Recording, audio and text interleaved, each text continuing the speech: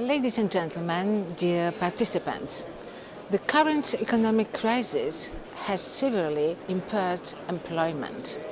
This is particularly influencing young people who are more at risk of being affected by the unstable economic cycles in the labor market. Frequently, the youngest, least experienced workers are the first ones to be let go from the workplace. Additionally, the labor market has become more competitive as there are more young applicants for fewer job offers. Today, nearly 6 million people in Europe under the age of 25 are unemployed. Youth unemployment rates in Europe stood at 23.6% in the first quarter of 2013. In some countries, more than half of the young people wishing to work are unemployed. In Poland, the youth unemployment rate is 27%. Unless current trends are reversed, today's levels of youth unemployment risk destroying the longer-term employment prospects for young people, with serious implications for future growth and social cohesion. Therefore, it is European Union's priority to channel the energy towards Europe's broader strategy to create growth and jobs, helping young people to enter and remain in the labor market and to acquire education. In addition to the long-term strategy, the Commission has proposed a number of practical and attainable measures that may have an immediate impact on the situation of young people in Europe. Firstly, full implementation across Europe of the program called Youth Guarantee. Through this project, the European Commission urged all member states to ensure that every young European receives a good quality offer of employment, continued education or an internship within 4 months of leaving school or becoming unemployed.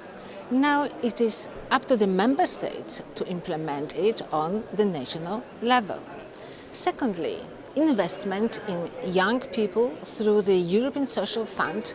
For the 2007-2013 period, the European Social Fund amounts to almost 80 billion euros. This financial instrument sponsored activities throughout Europe designated to help integrate young people into the labor market and to develop human capital, but for the effects we will have to wait a little bit longer.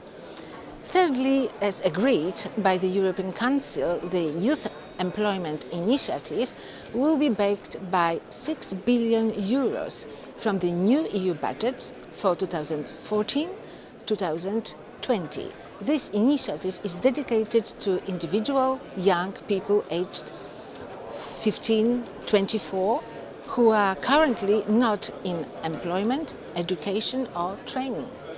The goal is twofold: to help individuals return to school, get proper education or vocational training, and to help find the first employment for those who graduated. Fostering intra-EU labour mobility is another way to tackle youth unemployment. There are over 1 million registered job offers in the EU, but unfortunately they are accessible in places where there are no people interested in them. The European Job Mobility Portal, EURES, gives access to over 1.4 million job vacancies and nearly 31,000 registered employers. The system will soon be improved to offer not just jobs but also the combination of work and training. Highly necessary are also steps to ease the transition from education to the job market by creating high-quality traineeship and addressing skills shortages.